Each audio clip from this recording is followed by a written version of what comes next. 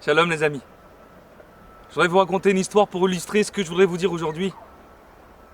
C'est comme un prince maintenant qui avait grandi dans un royaume plein de lumière, avec l'accès à toutes les richesses, auprès de son père le roi,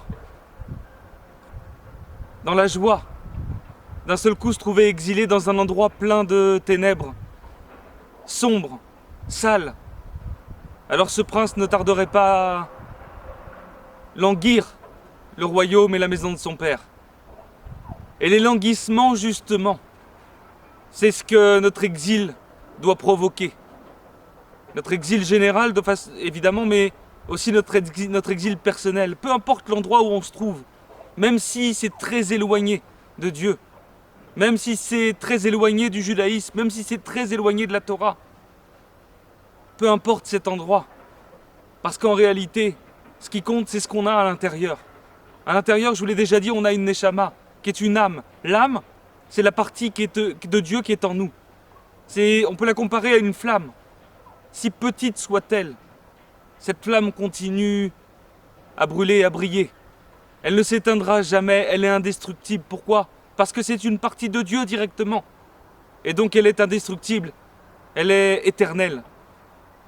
Et même si nous, maintenant, on se trouve très éloignés de la vérité, très éloignés de la source, alors cette flamme est toujours là. Elle ne nous laisse pas tranquilles. C'est cette flamme qui nous met toujours dans une recherche, un mécontentement, une recherche de bien-être. Alors on confond souvent, on cherche bien-être ailleurs que dans la vérité. Mais c'est cette flamme qui nous pousse inconsciemment à toujours chercher. Et en réalité, cette flamme, c'est la vie. Parce que sans elle, il n'y a plus de recherche.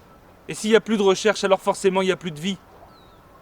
Les amis, continuons à chercher parce qu'à force de chercher, on va trouver. Et on peut comparer cela à une fenêtre. Une fenêtre qui serait salie par des années d'exil et qui laisserait plus passer la lumière parce qu'il y aurait trop de poussière.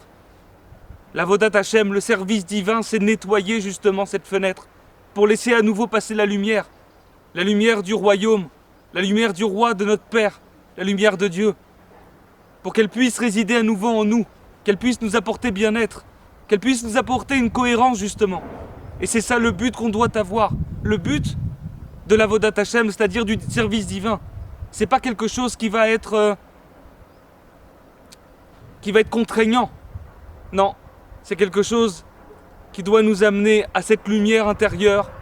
Et c'est pour ça qu'on doit en faire un but. Trouver cette lumière, c'est nettoyer justement cette fenêtre pour justement dépoussiérer. Alors c'est vrai que parfois, quand on nettoie, on met à jour des difficultés, on met à jour des épreuves.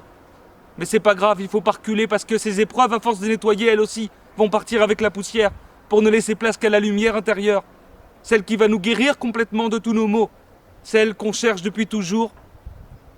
Bezrat Hashem, très vite, on va pouvoir trouver cette lumière. Et il y a une voie rapide, une autoroute pour la trouver, bien évidemment, c'est de pouvoir s'isoler. Un moment chaque jour pour regarder le ciel. Un moment pour parler avec Hashem, avec des mots simples, comme on parlerait avec un ami. Pour lui raconter ce qui nous arrive, pour se confier à lui, pour demander de l'aide. Et c'est sûr qu'en demandant de l'aide de cette façon-là, comme on le ferait avec un ami, alors on recevra des réponses. Car Rabbi Nachman nous le dit, que l'idbo des doutes, parler avec Hashem, c'est Prinat Roi Kodesh, c'est-à-dire c'est un échantillon d'inspiration divine. Et les idées qu'on va recevoir dans ce moment-là, effectivement, ce sera de l'inspiration divine, alors n'hésitons pas, travaillons. Nous avons bien évidemment une méthode, et je ne arrête pas de vous le dire, pour vous aider. Vous pouvez nous contacter si vous souhaitez avoir des conseils pour vous isoler. Mais le principal, c'est de parler simplement avec Dieu, comme on pourrait le faire avec son ami. Je me tiens à votre disposition, on se tient à votre disposition pour vous aider. N'hésitez pas à nous contacter si vous avez besoin, et à très bientôt, bonne journée.